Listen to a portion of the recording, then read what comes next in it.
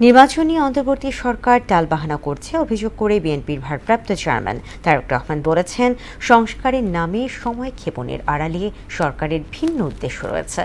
রাজধানীর নয়াপল্টনে বিএনপির কেন্দ্রীয় কার্যালয়ের সামনে তারুণ্যের সমাবেশে ডিসেম্বরের মধ্যে নির্বাচন দিতে অন্তর্বর্তী সরকারের প্রতি আহ্বানও জানান তিনি।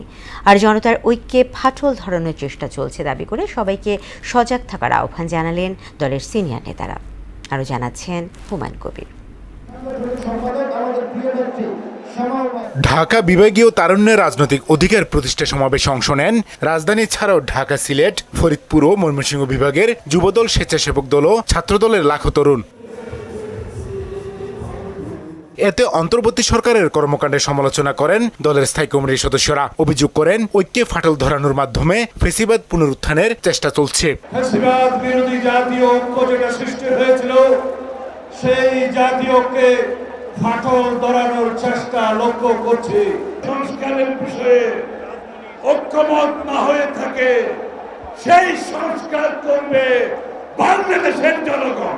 এই সরকার যদি এইভাবে চালায়, আরো আওয়ামী লীগ যা ক্ষতি করেছে তার চেয়ে অনেক বেশি ক্ষতি হয়ে যাবে। ভোটের অধিকার প্রতিষ্ঠা করার জন্য, দেশে গণতন্ত্র পুনঃপ্রতিষ্ঠা করার জন্য এখন পর্যন্ত কোনো পদক্ষেপ নেয় নাই। একটি সুষ্ঠু নিরপেক্ষ নির্বাচন, যে নির্বাচন যত শীঘ্র সম্ভব দিতে হবে।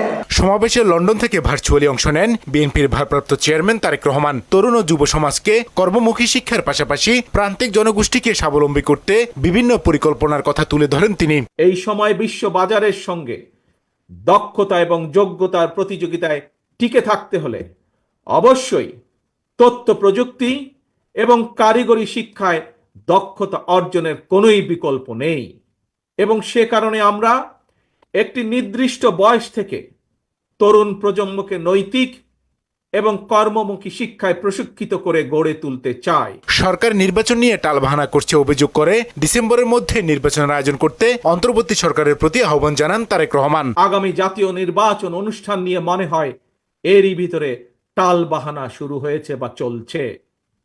কথিত অল্প সংস্কার আর বেশি সংস্কারের অভিনব শর্তের আবর্তে ঘুরপাক খাচ্ছে আগামী জাতীয় নির্বাচনের ভবিষ্যৎ। অন্তর্বর্তীকালীন সরকারের প্রতি আহ্বান, আগামী ডিসেম্বরের মধ্যেই জাতীয় নির্বাচন অনুষ্ঠিত হতে হবে।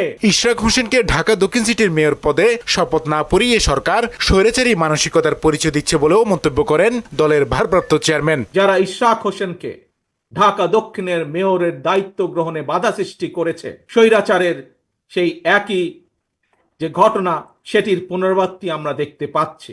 হুমায়ুন কবির, মোহনা সংবাদ, ঢাকা।